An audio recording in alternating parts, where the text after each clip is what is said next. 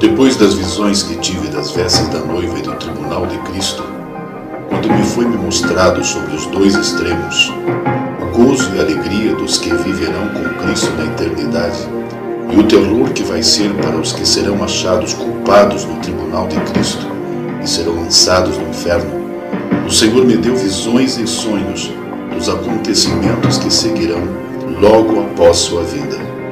Nesses sonhos, o Senhor me fez sentir o desespero daqueles que serão deixados para trás, quando Cristo vier buscar a sua igreja.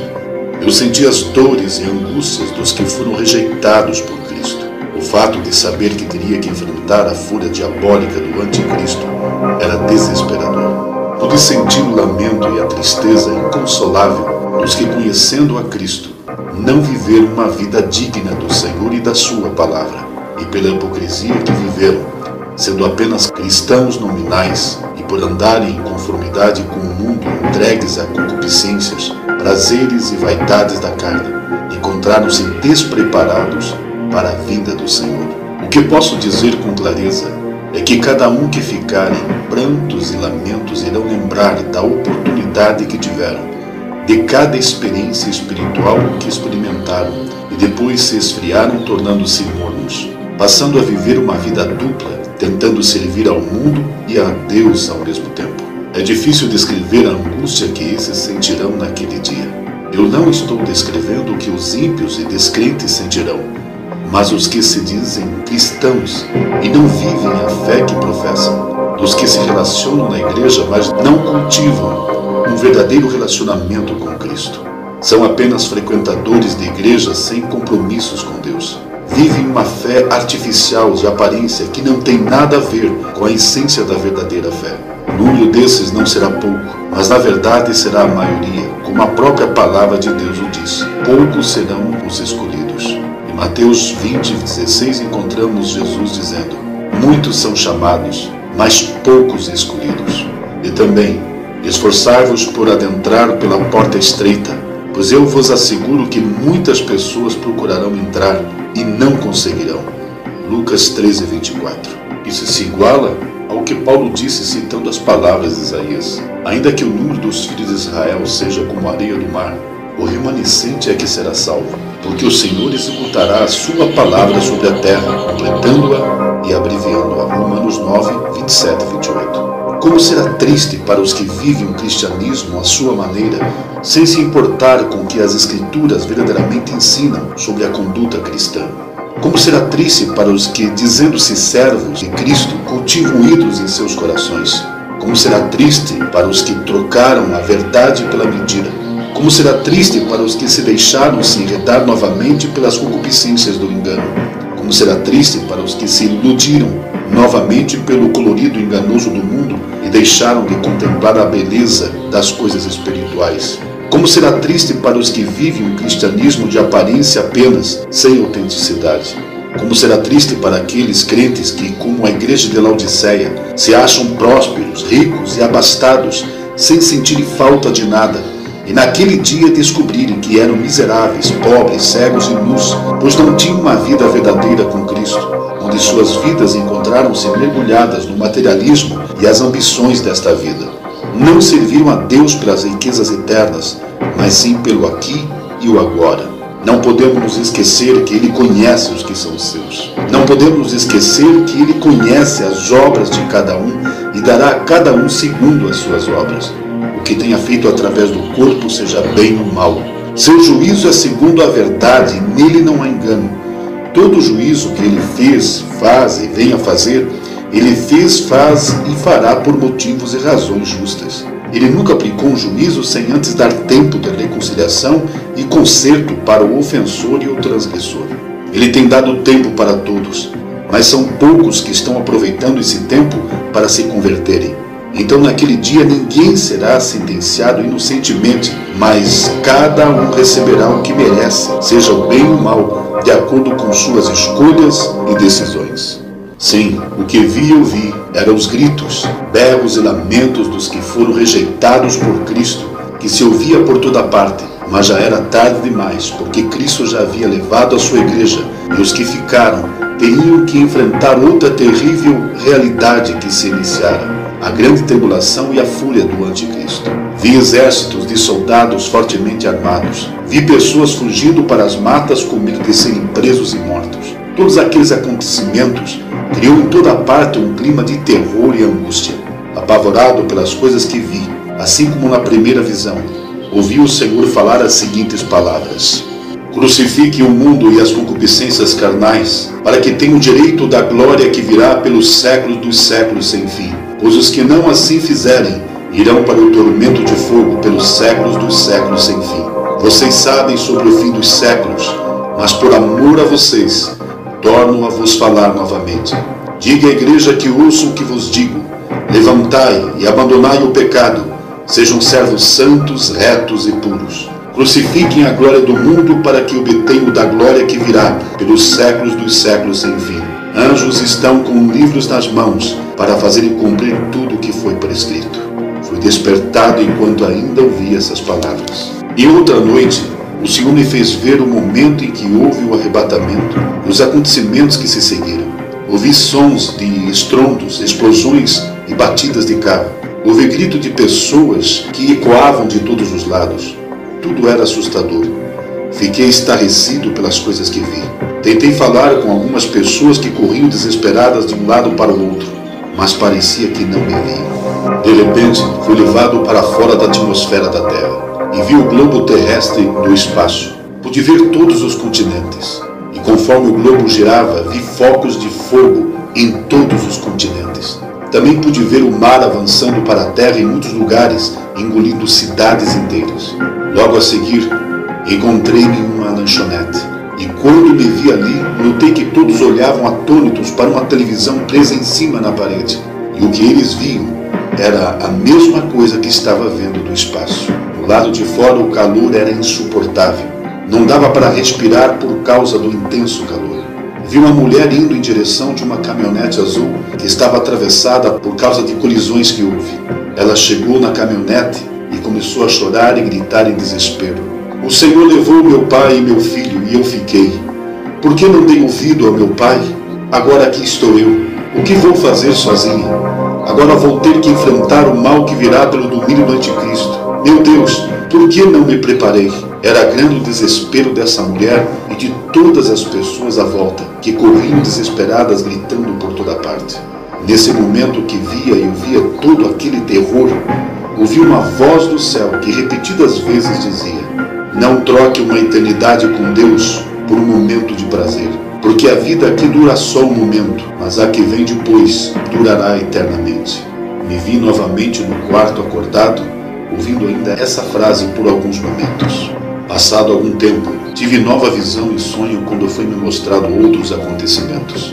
Vi plantações novas sendo feitas de verduras, legumes e outros tipos de alimento. Ao olhar para o céu, era percebível a mudança brusca do clima. Tudo acontecia numa rapidez incrível. O aspecto do céu era como uma grande tempestade se formando rapidamente para cair sobre toda a humanidade. No final da visão foi-me dito: Amaury, relate tudo sobre o que você viu e ouviu.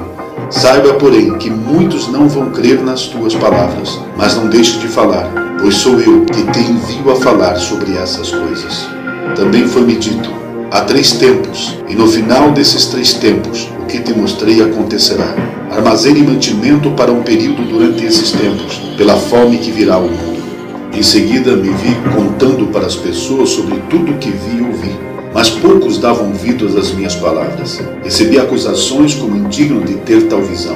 Em resposta, eu dizia que estava cumprindo o meu dever de falar sobre o que me foi ordenado a falar, e que fizessem o que quisessem com o que lhes contava. Na continuidade, a visão que tive foi de familiares que se ofendiam uns aos outros por coisas banais, enchendo seus corações com sentimentos de mágoas e rancores, e envolvidos nessas coisas, em situações repetitivas, acabavam por não se voltarem para as coisas mais importantes, que é a vida espiritual.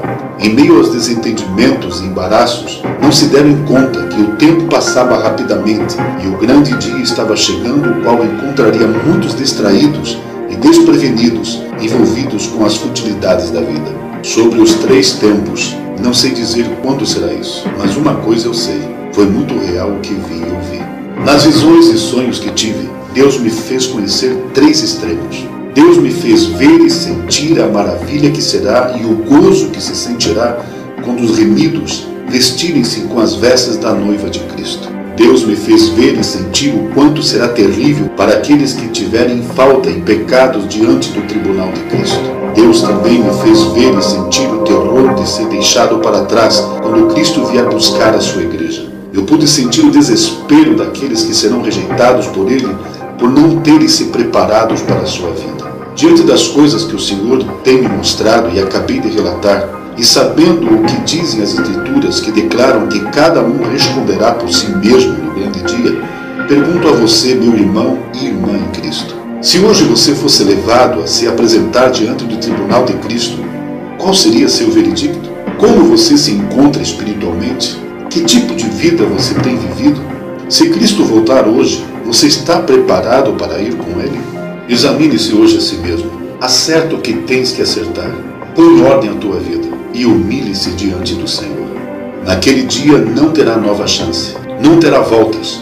De nada adiantará chorar e gritar pedindo por misericórdia, porque o tempo da graça terá terminado. Naquele grande e terrível dia, Jesus não se apresentará como o Cordeiro Santo que tira o pecado do mundo, mas como o supremo e justo juiz, que dará a cada um conforme as suas obras, conforme 2 Coríntios 5,10 está escrito. Porque todos devemos comparecer ante o tribunal de Cristo, para que cada um receba segundo o que tiver feito por meio do corpo, ou bem ou mal.